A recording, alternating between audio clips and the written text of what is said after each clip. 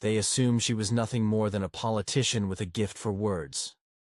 But when Karoline Leavitt stepped onto the stage of Rising Star in New York, poised in a stunning emerald green dress, the show's director arched an eyebrow and gave a quiet signal to his assistant.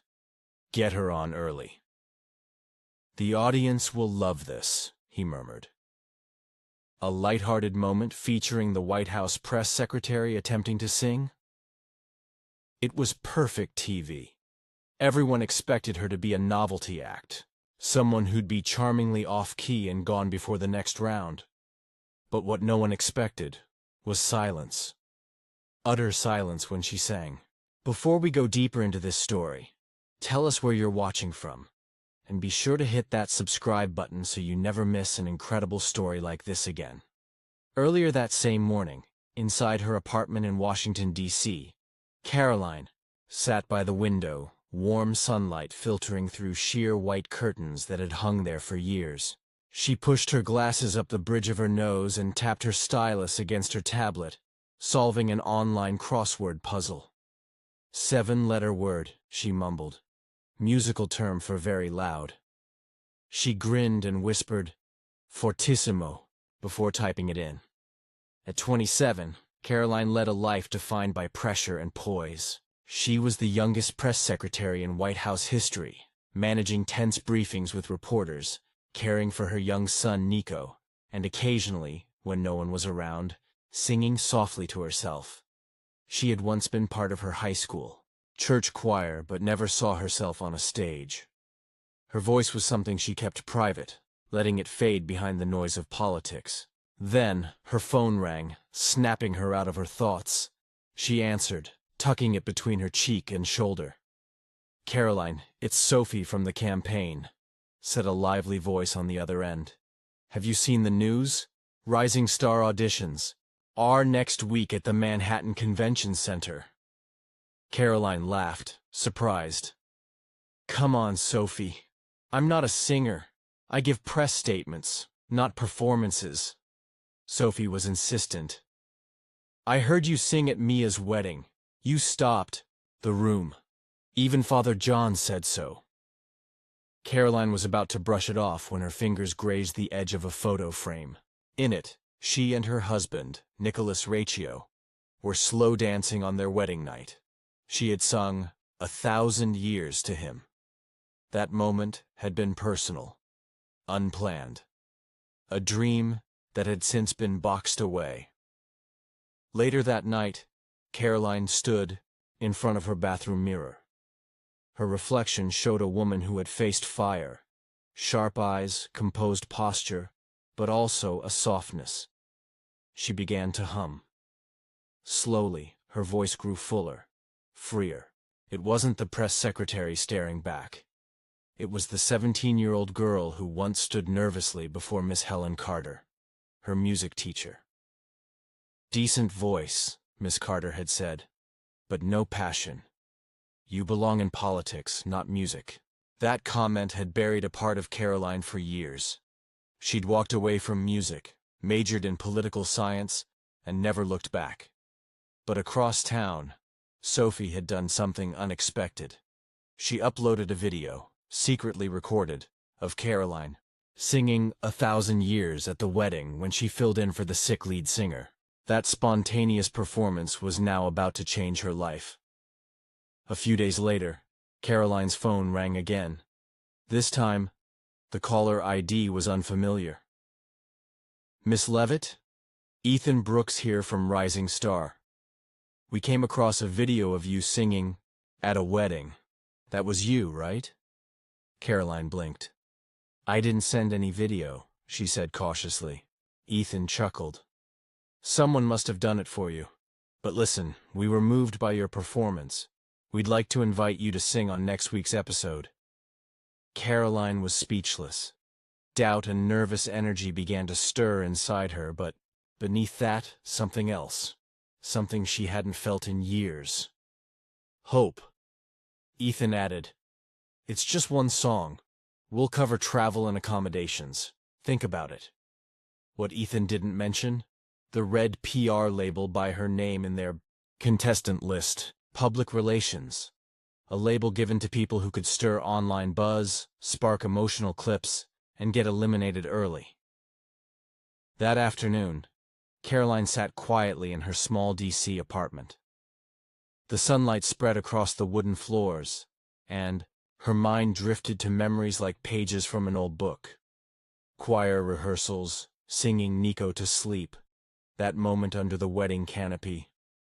Was this an opportunity to reclaim something she'd lost?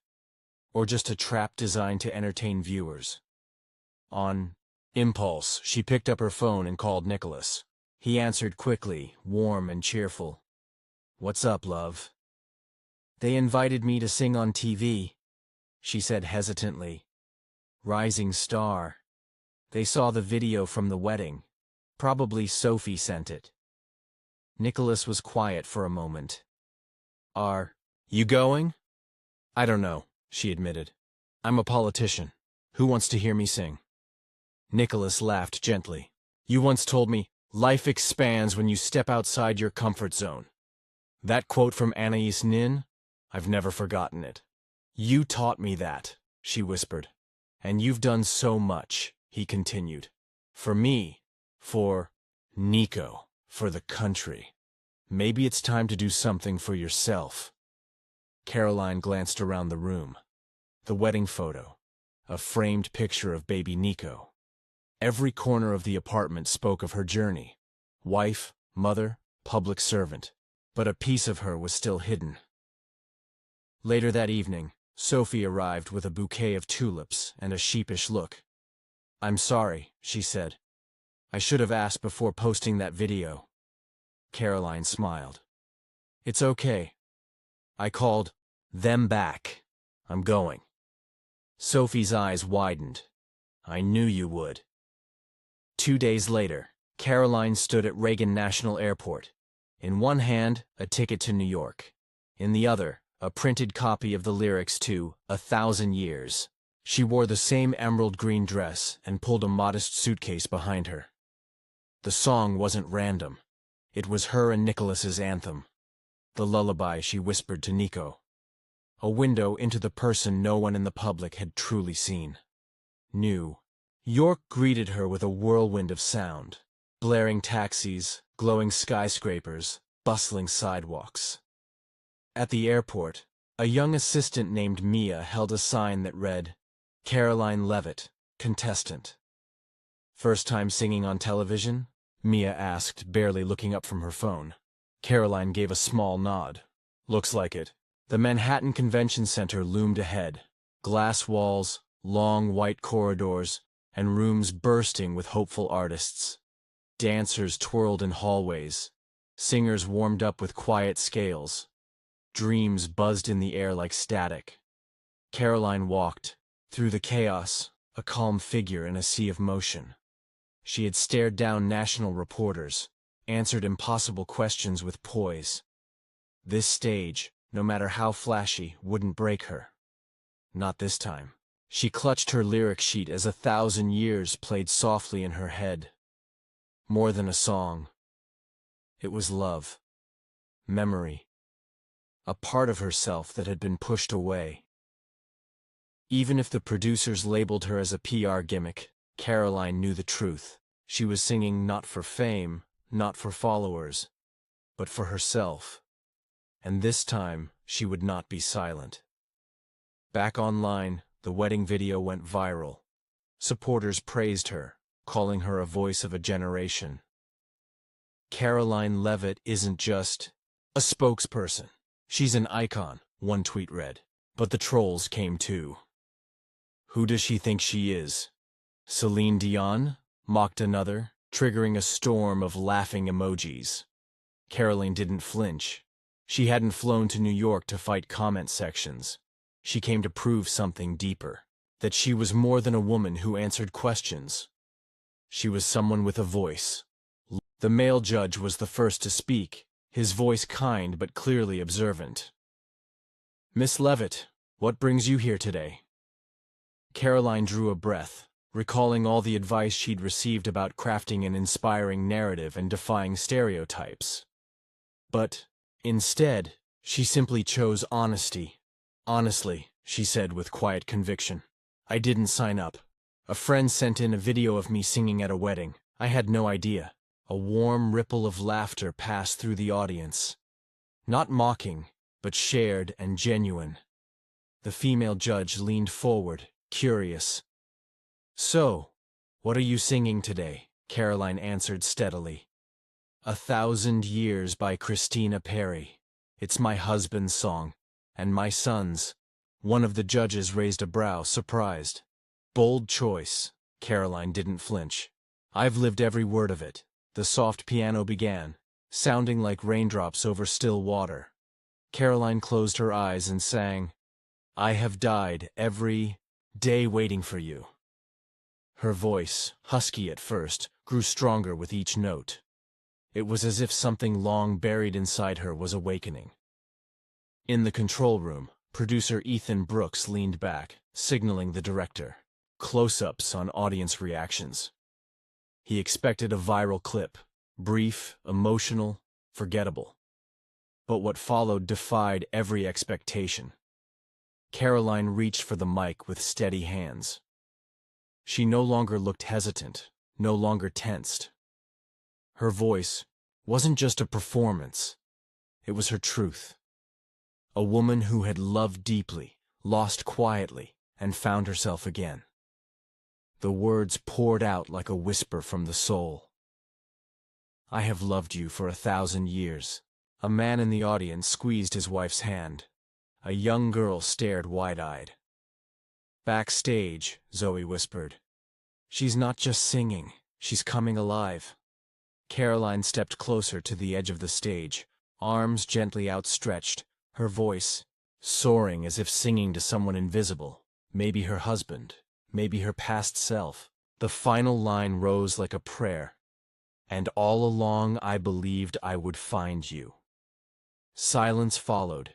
3 seconds, 5. Then one woman stood and clapped, another followed. Then the room erupted. Applause, cheers, whistles like waves crashing. After a storm, the Broadway judge wiped her eyes. The young pop star clapped with unfiltered joy. The older producer looked stunned. Unbelievable, he whispered. Karoline stood calmly in the spotlight, not smiling or crying. She simply looked out at the audience with serene eyes. Finally home. The host approached with a tissue, voice thick with emotion. Miss Leavitt, he said, you just reminded us what music truly means. The next morning, sunlight spilled into her hotel room. Karoline sat by the window with chamomile tea. Nicholas, on the couch, suddenly burst out. Your video has over 3 million views. People are calling you the voice of the heart. Billboard wrote about you. You're trending. Karoline only smiled gently. Headlines meant less than the comments she'd read. I'm 30, and I just signed up for guitar lessons because of you. I gave up singing after a teacher said I was average. Now I want to try again.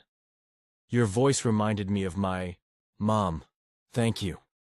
A knock at the door. Nicholas opened it. Ethan Brooks stood there with white tulips and a cream envelope. His usual polish remained, but his eyes showed humility. Miss Leavitt, he said, I came to thank you and apologize. We invited you hoping for a viral moment, but you left us speechless. He handed her the envelope. 3 record labels called this morning. They're not just interested in your voice. They want the story behind it, the part that can't be scripted. Karoline didn't open the envelope. Being underestimated, she said quietly, can be a gift. It lets you surprise people. Ethan nodded. I get it now. Later that day, a text arrived from an unknown number. This is Helen Carter from Virginia. I saw you on TV. I was wrong. You were always an artist. I'm sorry. Karoline read it 3 times before setting her phone down. A decade-old wound finally closed. Not with resentment, but with forgiveness. Flying home, she hummed 1,000 Years, finally at peace with the spotlight, not to be celebrated, but to be seen. As Karoline, a woman, not just a press secretary. Back in Georgetown, she returned to laughter, coffee, and Nico's arms. Nicholas embraced her. "You did it, Karoline. The country's talking," she smiled. "I didn't need the country. I just needed to know they listened." Her performance soon passed 10 million views. Supporters wrote, "Karoline Leavitt is our pride. I don't agree with her politics, but that voice, it touched me." Variety called her the unexpected flame of a rising star. Sophie, the friend who posted the wedding clip, visited beaming. "I told you." She showed comments like, "I'm 25 and started dancing again because of Karoline. Her voice reminded me of dreams I gave up." Karoline read them, heart full. They weren't compliments. They were proof her music sparked hope. Ethan invited her back to Rising Star. She declined. "Thank you, but I have a bigger mission." She also turned down a patriotic concert in D.C. Music for her wasn't a job. It was a way to reconnect with her soul, her family. One day, Zoe messaged, "You did it. I bet Helen Carter's regretting it." Karoline replied, "Thanks, Zoe. I sang for myself, like you told me to." She sent Sophie a message too. "Without your video, I never would have dared." Sophie answered, "I just hit post. You made the world listen." Karoline returned to her role at the White House. Press briefings now carried a different light. A light born not from politics, but from rediscovery. On quiet nights, with Nico asleep and Nicholas nearby, they listened to 1,000 years. "Do you regret not pursuing music?" Nicholas once asked. Karoline shook her head. "No. I sang. And that's enough." Her story wasn't just about performance. It was about reclaiming voice, breaking stereotypes, and the quiet power of being seen. From the press room